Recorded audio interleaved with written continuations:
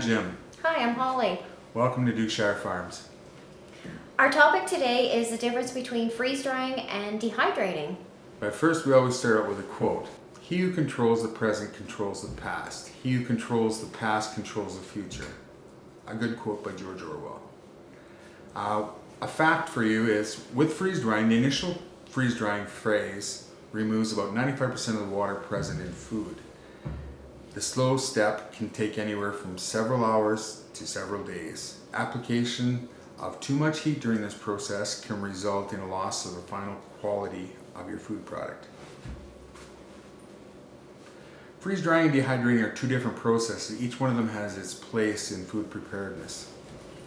What is freeze drying? Freeze drying is a process called sublimation, where you freeze a product to an extreme cold temperature and slowly heat it back up, causing the water to turn to vapor, and it's vacuumed out, leaving the product that is initially 95% free of moisture and leaving little air hole pockets in its place. Hence, when you go to hydrate the food, the water has a place to go and it returns back to what it was before. What is dehydrating? Dehydrating is a process where heat is applied to an item over a long period of time and not gradually, which will remove all the moisture from a product, causing the product to close up and seal those little pores where the moisture was present. These products will rehydrate. It takes much longer to do it and seems to work best if the rehydrating the product is done with hot end results such as soups and stews. Is freeze drying better?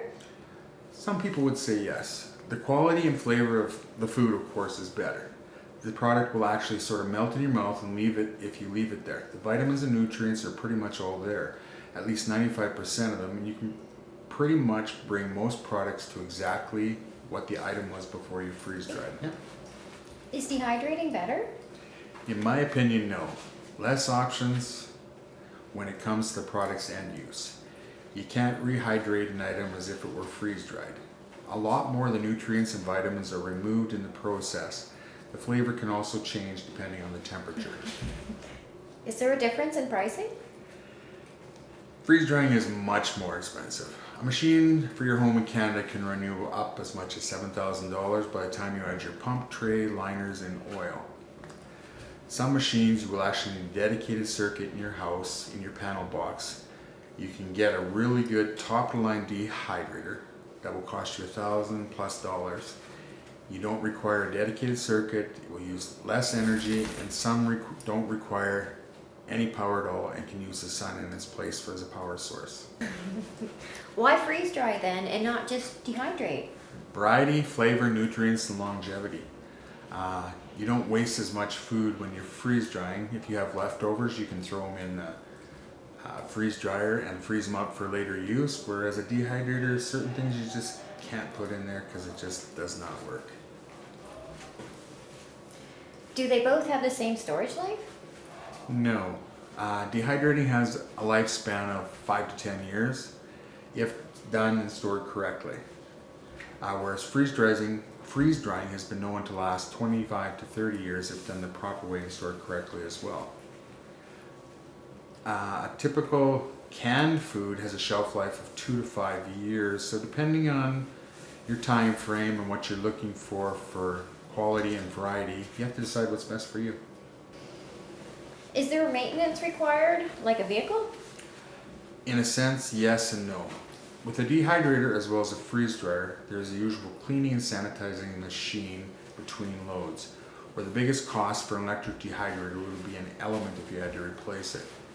As for the freeze dryer, there's software and pumps and oil changes, hoses, noise, and more power.